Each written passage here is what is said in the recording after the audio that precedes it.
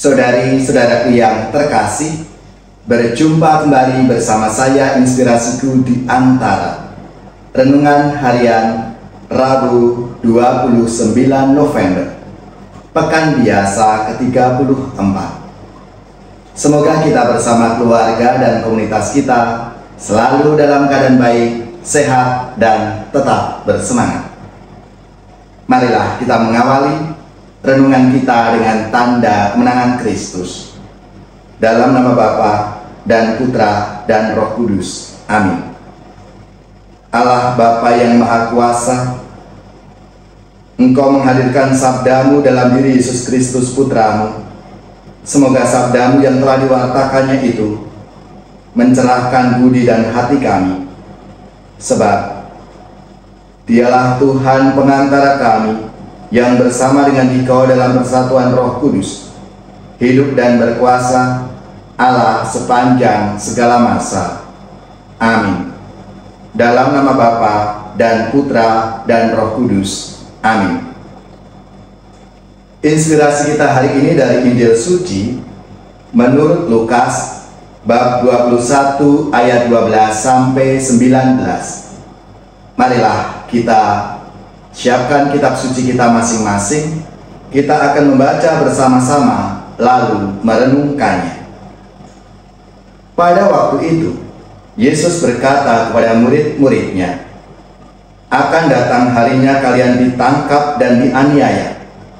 Karena namaku kalian akan diserahkan ke rumah-rumah ibadat, dimasukkan ke dalam penjara, dan dihadapkan pada raja-raja dan para penguasa. Hal itu akan menjadi kesempatan bagimu untuk bersaksi. Sebab itu, tetap teguhlah di dalam hatimu. Jangan kalian memikirkan lebih dahulu pembelaanmu. Aku sendirilah yang akan memberi kalian kata-kata hikmat, sehingga kalian tak dapat ditentang atau dibantah lawan-lawanmu. Dan kalian akan diserahkan juga oleh orang tuamu, saudara-saudaramu, kaum keluargamu, dan sahabat-sahabatmu, dan beberapa orang di antaramu akan dibunuh. Karena namaku kalian akan dibenci semua orang. Tetapi tidak selai pun rambut kepalamu akan hilang. Kalau kalian tetap bertahan, kalian akan memperoleh hidupmu."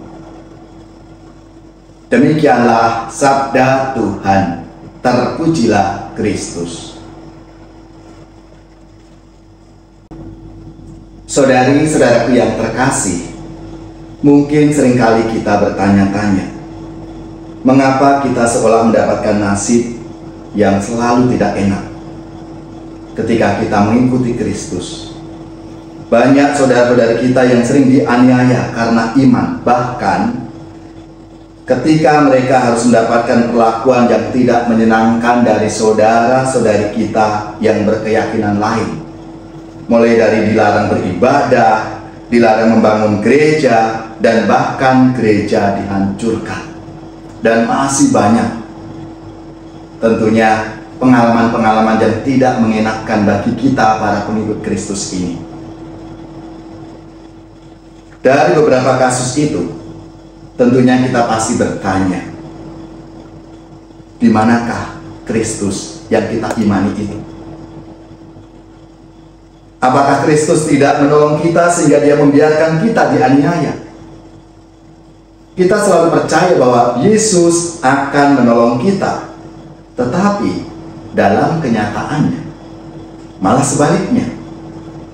Kita sepertinya dibiarkan berjuang sendirian, bahkan pihak gereja yang seharusnya menjadi garda terdepan dalam membela warganya malah kelihatan tanpa ada usaha untuk membela atau melawan. Saudari-saudaraku yang terkasih, situasi seperti ini ternyata sudah dinubuatkan oleh Yesus sendiri. Tetapi sebelum semuanya itu, kamu akan ditangkap dan dianiaya. Kamu akan diserahkan ke rumah-rumah ibadat dan penjara-penjara. Dan kamu akan dihadapkan kepada raja-raja dan penguasa-penguasa karena namaku. Yesus sendiri sudah mengatakan bahwa kita akan menderita sebagai pengikutnya, dan hal itu dikatakan jauh sebelum kita mengalaminya. Tetapi ingat bahwa penderitaan kita tidak akan melebihi dari penderitaan Kristus. Kita memang harus menderita karena Kristus dan memikul salibnya. Sebab itulah jalan keselamatan bagi kita para pengikut Kristus. Yesus sendiri telah mengatakan hal itu kepada kita. Bukan jalan kemewahan, bukan jalan kenikmatan yang ditawarkan oleh Yesus kepada kita, melainkan jalan sengsara, jalan salib, dan jalan penderitaan agar kita memperoleh hidup yang kekal. Tidak akan ada kebangkitan tanpa salib. Tidak akan ada hidup abadi tanpa jalan penderitaan. Saudara-saudariku yang terkasih, Yesus menjamin siapapun yang setia dalam jalan salib, jalan penderitaan yang dilandaskan pada pengorbanan, maka akan membawa kita kepada kebahagiaan kekal di surga.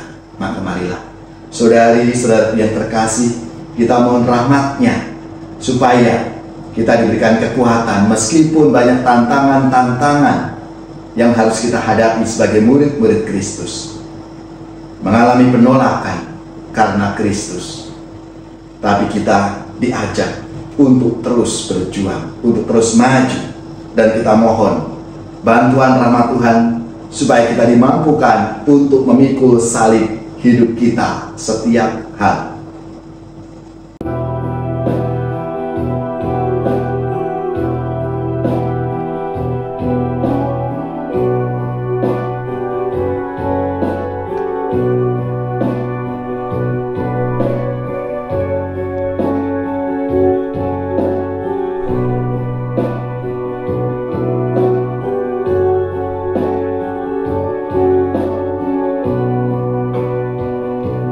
Ketika badai melanda hidupku, ku berlindung padamu Tuhan.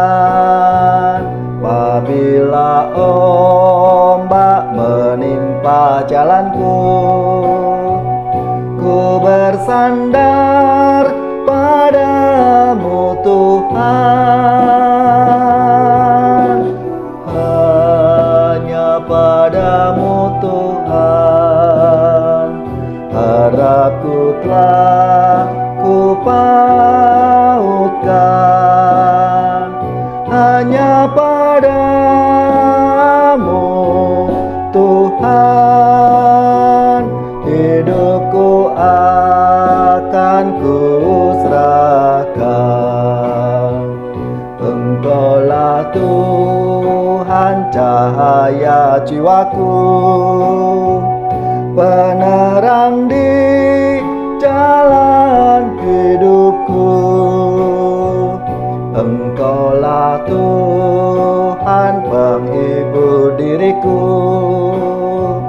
kala sedih duka hatiku.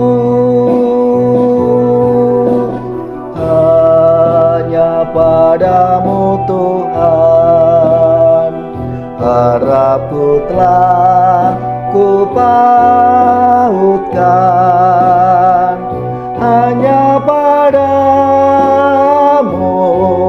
Tuhan, hidupku akan ku serahkan.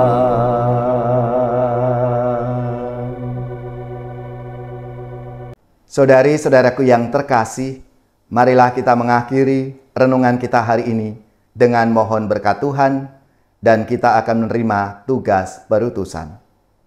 Marilah kita siapkan hati kita. Semoga saudari-saudara sekalian, keluarga-keluarga dan komunitas kita, orang-orang yang kita doakan, mereka yang sakit, yang menderita, seluruh tugas, belajar, pekerjaan, usaha, serta karya pelayanan kita dibimbing, dilindungi, dan diberkati oleh Allah yang Maha Kuasa, Bapa dan Putra dan Roh Kudus. Amin.